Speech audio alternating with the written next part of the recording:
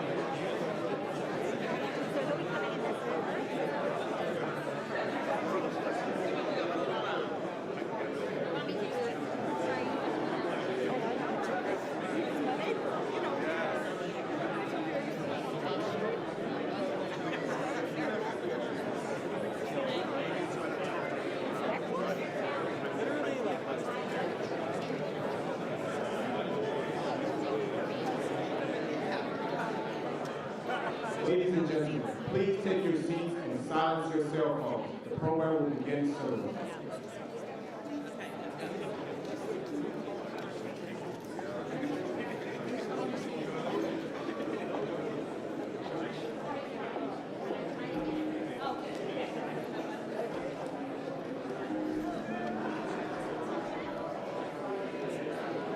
Not trying to look at me.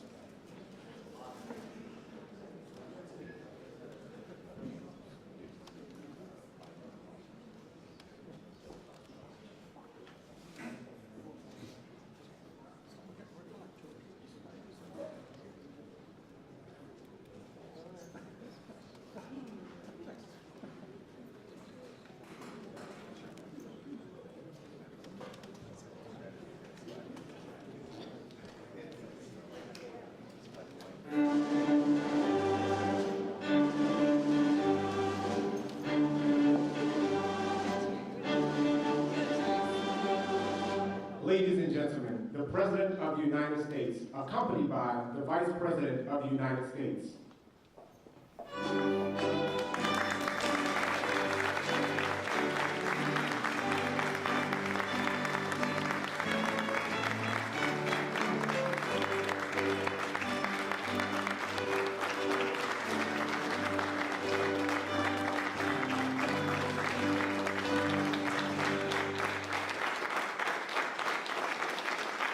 Good afternoon, everyone. Good afternoon. Please have a seat. Good afternoon.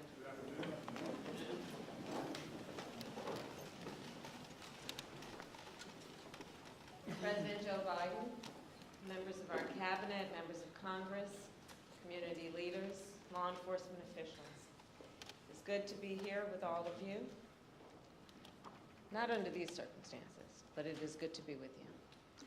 And I know, of course, that today, following yesterday, that all of our hearts, of course, are with the people of Uvalde, Texas, with the parents, with the children, with all the folks who said goodbye yesterday morning to someone they loved, not knowing that that goodbye would be their last. Enough is enough. Enough is enough. As the President said last night, we must have the courage to stand up to the gun lobby and pass reasonable gun safety laws. We must work together to create an America where everyone feels safe in their community, where children feel safe in their schools. And of course, that responsibility that we collectively have to ensure that all people feel safe in their community is what brings us together today. It is an honor to be joined by the families of George Floyd, Breonna Taylor, and many others. And I've met many of you before, and many times. And many others I am meeting for the first time. I am moved, as always, by your courage. You have felt so much pain, and you have endured unimaginable grief. You have experienced the anguish of losing someone you love and cherish. And yet, you are here, as you have been throughout the days of your grief, standing selflessly, full of grace and resilience, to speak up, to speak out, often against odds, great odds, to fight for a world where no one has to experience what you have been through. Your loved ones should be with us today. You should not have to mourn. You should never have had to mourn in order for our nation to feel your pain and to understand what is wrong and to agree that something must be done. I know it is a particularly difficult day for the Floyd family. 2 years ago today, a brother, a son, a father was taken from you. We will never forget what happened that day. The eyes of the world, literally, were on what happened that day. And collectively, we remain horrified by what we witnessed. And we are here today in memory of George Floyd and all those we have lost to take action.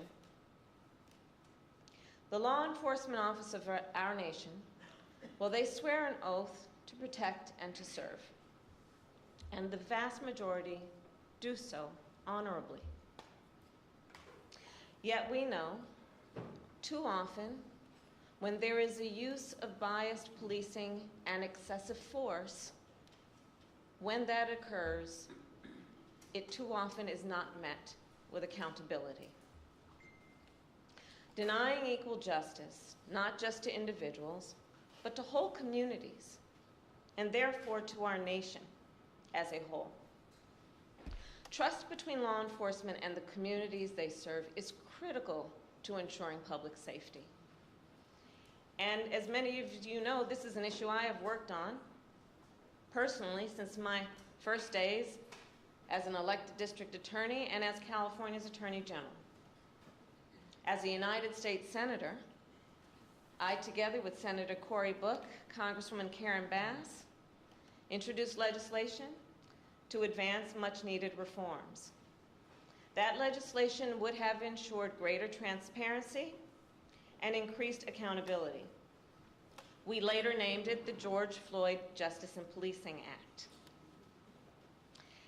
And it was passed because of the strength of the leadership in the House of Representatives through the House of Representatives.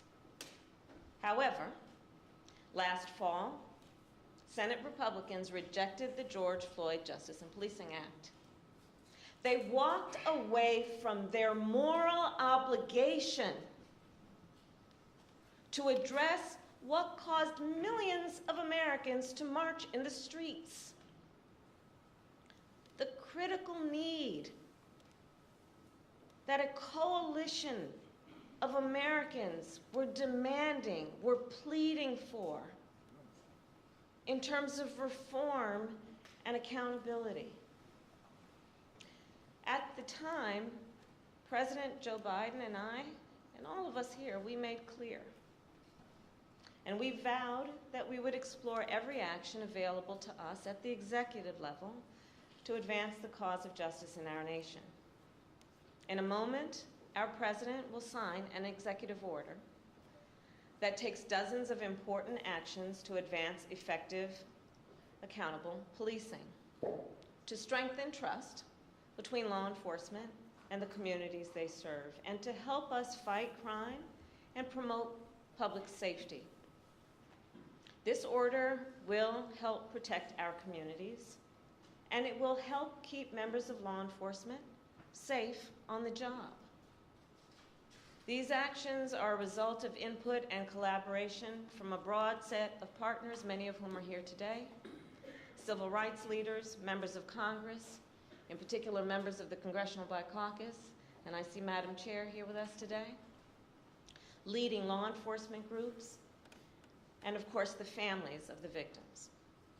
We know this executive order will not take away your pain,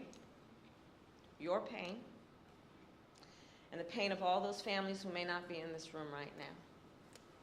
We also know this executive order is no substitute for legislation, nor does it accomplish everything we know must be done. But it is a necessary and long overdue critical step forward. And once again, the President and I call on the United States Senate to pass the George Floyd Justice and Policing Act. And once again, we vow that we will do everything in our power to protect public safety, to support law enforcement, and to address this issue of racial injustice wherever it exists. And with that, it is now my great honor to introduce a man who, when he ran for president, was clear in his purpose, which was to bring our nation together, who fights every day to make sure all our communities are safe and that the rights of all people are protected. The President of the United States, Joe Biden.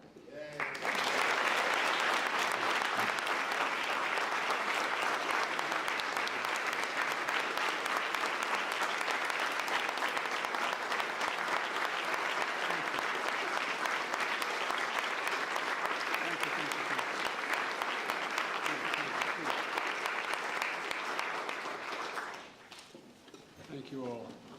Vice President Harris, before we begin, let me say a few words about what happened in Uvalde, Texas, elementary school. Since I spoke last night, the confirmed death toll has tragically climbed, including another teacher and three more students. Jill and I will be traveling to Texas in the coming days to meet with the families, and let them know we have a sense, just a sense of their pain, and hopefully bring some little comfort to the community in shock, in grief, and in trauma. As a nation, I think we all must be there for them, everyone. And we must ask, when in God's name will we do what needs to be done to, if not completely stop, fundamentally change the amount of the carnage that goes on in this country? To state the obvious, and Corey and a lot of other people here, I'm sick and tired. I'm just sick and tired of what's going on and continues to go on. I spent my career as chairman of the Judiciary Committee and as vice president working for common sense gun reforms. As I said, as a senator and a vice president. While they clearly will not prevent every tragedy, we know certain ones will have significant impact and have no negative impact on the Second Amendment. Second Amendment's not absolute. When it was passed, you couldn't own a cannon. You couldn't own certain kinds of weapons. It's just always been limitations. But guess what? These actions we've taken before, they saved lives. And they can do it again. The idea that an 18-year-old can walk into a store and buy weapons of war designed and marketed to kill is, I think, just wrong. It just violates common sense. Even the manufacturer, the inventor of that weapon, thought that as well. You know, where's the backbone? Where's the courage to stand up to a very powerful lobby? But here's one modest step. The federal agency that measures and ensures that gun laws are enforced and the Second Amendment is abided by, the Bureau of Alcohol, Tobacco, and Firearms Explosives, AFT, has not had a Senate confirmation leader for 7 years because of these disputes. For 7 years, been out without anyone in charge. I nominated a supremely qualified former prosecutor who has broad bipartisan support from law enforcement and the community overall. His hearing was held earlier today, I should say. The Senate should confirm and without delay, without excuse, send the nomination to my desk. It's time for action. We're here today for the same purpose, to come together and say enough, to act. We must. Vice President Harris and members of the cabinet, members of the Congress, civil rights leaders, law enforcement officers and officials, distinguished guests, especially the families missing a piece of their soul, including the family sitting in front of me and the beautiful young girl who told me my daddy's going to change history. And he will, honey. He will. They've lost a piece of their soul 2 years ago as well. You know, I know events remembering your loved ones, even though they're met with great reverence, are really hard. Everything's come back as if it was happening yesterday. But in your own ways, you've each of you, whose family's been victimized, have summoned the courage to find purpose through your pain, to stir justice that's been too long dormant, and to give hope while in need of hope yourself. That's why the executive order I'll be signing today is so important in my view. It's a measure of what we can do together to heal the very soul of this nation, to address profound fear and trauma, exhaustion, that particularly Black Americans have experienced for generations, and to channel that private pain and public outrage into a rare mark of progress for years to come. 2 summers ago, in the middle of the pandemic, we saw protests across the nation, the likes of which you hadn't seen since the 1960s. They unified people of every race and generation. Athletes and sports leagues boycotted and postponed games. Companies and workers proclaimed Black Lives Matter. Students staged solidarity walkouts. From Europe to the Middle East to Asia to Australia, people saw their own fight for justice and equality, what we were trying to do. The message is clear. Enough. Just enough. Look, almost a year later.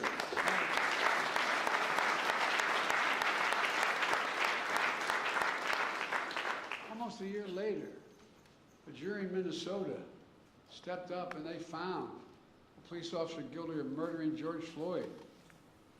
with officers and even a police chief taking the stand to testify against misconduct of their colleagues. I don't know any good cop who likes a bad cop. But for many people, including many families here, such accountability is all too rare.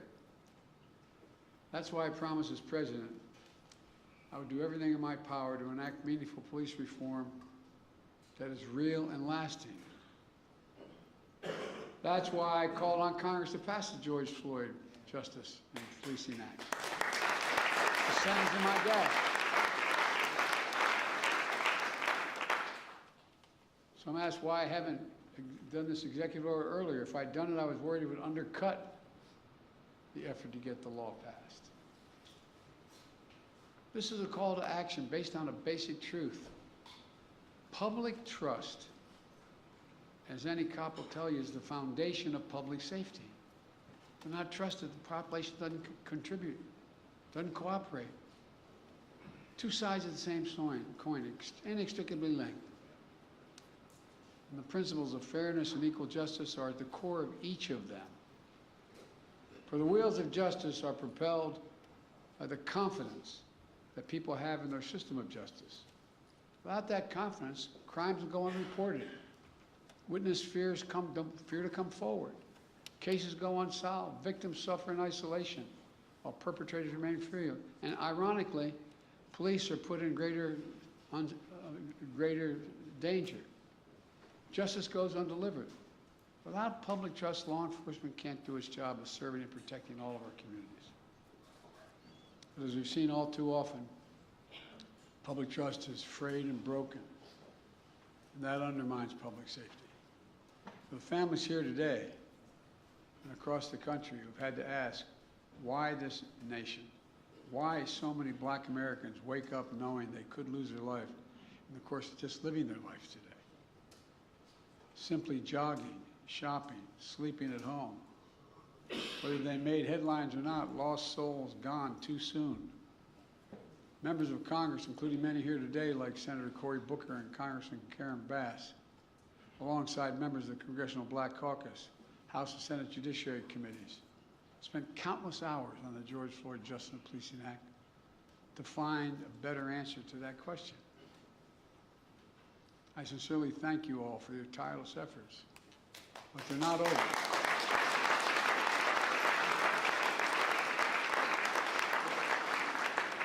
The House passed a strong bill.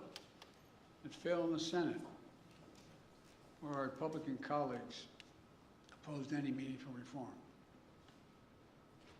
So we got to work on this executive order. It was grounded in key elements of the Justice and Policing Act. It reflects inputs of a broad coalition represented here today. Families courageously shared their perspectives on what happened to their loved ones and what we could do to make sure it doesn't happen to somebody else. Civil rights groups and their leaders of every generation who've given their heart and soul to this work provided critical insights and perspectives.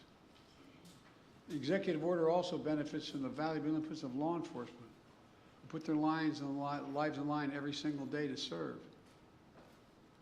Now let me say, there are those who seek to drive a wedge between law enforcement and the people they serve. Those who peddle the fiction of public trust and public safety are in opposition to one another. We know that's not true, but it occurs. I believe the vast majority of Americans want the same thing: trust, safety, and accountability. The vast majority of law enforcement risk their lives every day to do the right thing. Their families wait for that phone call every time they put on that shield. Just yesterday in Uvalde, brave local officers of Border Patrol agents intervened to save as many children as they could. Here today, I want to especially thank the International Association of Chiefs of Police, Fraternal Order of Police, as well as the National Organization of Black Law Enforcement Executives, the Federal Law Enforcement Association, the Police Executive Research Forum, Major Cities Chiefs Association, and others who stepped up and endorsed what we're talking about today. As divided as this nation can feel, today we're showing the strength of our unity. It matters. This executive order is going to deliver the most significant police reform in decades. It applies directly under law to only 100,000 federal law enforcement officers, all the federal law enforcement officers. And though federal incentives and best practices that are attached to it, we expect the order to have significant impact on state and local law enforcement agencies as well. Here are the key parts. First, the executive order promotes accountability. It creates a new national law enforcement accountability database to track records of misconduct so that an officer can't hide the misconduct. It strengthens the pattern and practice investigation to address systematic misconduct in some departments. It mandates all federal agents wear and activate body cameras while on patrol.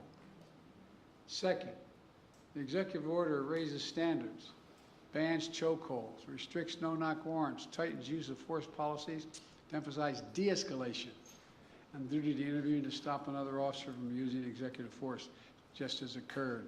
It didn't occur, but people testified it didn't occur in George Floyd's case. And third, the executive order modernizes policing. It calls for a fresh approach to recruit, train, promote, and retrain law enforcement that's tied to advancing public safety and public trust. Right now, we don't systematically collect data, for instance, on instances of police use of force. This executive order is going to improve that data collection.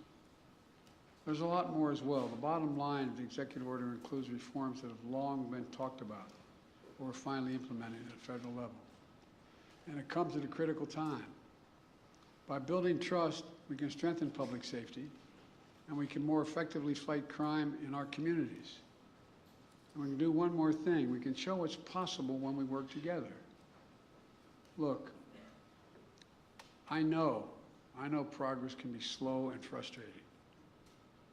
And there's a concern that the reckoning on race inspired 2 years ago is beginning to fade. But acting today, we're showing that our dear friend, the late John Lewis, Congressman, wrote in his final words after his final march for justice in July of 2020. He said, "Democracy is not a state, it is an act. Democracy is not a state, it's an act, an affirmative act." And today we're acting. We're showing that speaking out matters, being engaged matters, and that the work of our time, healing the soul of this nation, is ongoing and unfinished and requires all of us never to give up, always to keep the faith. I close with this. Over 2 years now, for over 2 years, we've gotten to know one another and pray with one another, not figuratively, literally. I promise the Floyd family, among others, George's name is not just going to be a hashtag. Your daddy's name is going to be known for a long time. That as a nation, we're going to ensure his legacy and the legacy of so many others remembered today. It's not about their death, but what we do in their memory that matters. The purpose. In just a few moments, I'm going to deliver on that promise when I sign the executive order. Kamal and I will continue, along with our friends in Congress, to get meaningful police reform legislation to my desk as best we can, as quickly as we can, beyond what we're doing here, affecting states as well, directly. On this day, we're showing the America we know we're a great nation, because the vast majority of us are good people, and there's nothing beyond our capacity, nothing, when we act together as the United States of America. This is a start, a new start. May God bless you all. May God protect our forces. Now I'm going to go sign that executive order. Thank you.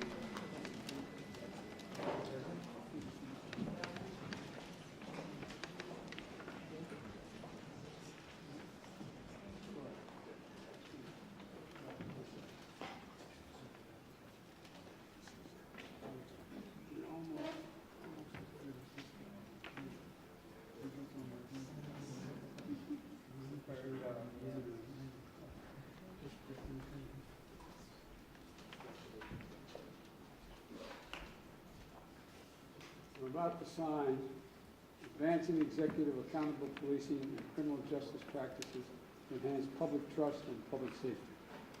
And since I only have one pen, you're all going to get a copy of this. I don't have to do one stroke at a time with each pen.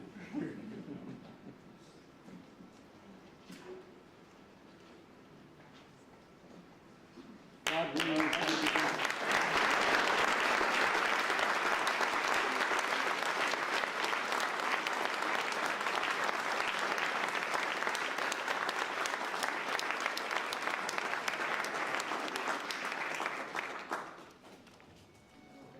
Come around.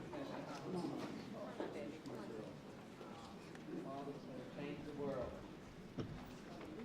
You're getting so big.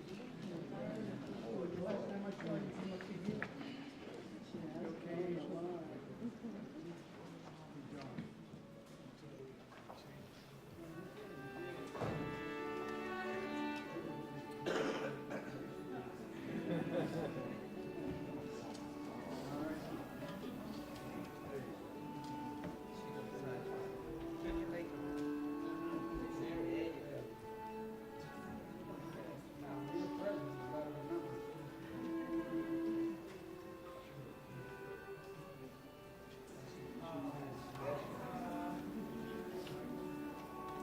No, she told me when I sat down, she was, a little girl 2 years ago, seriously, she pulled me aside and she said, my daddy has changed the world.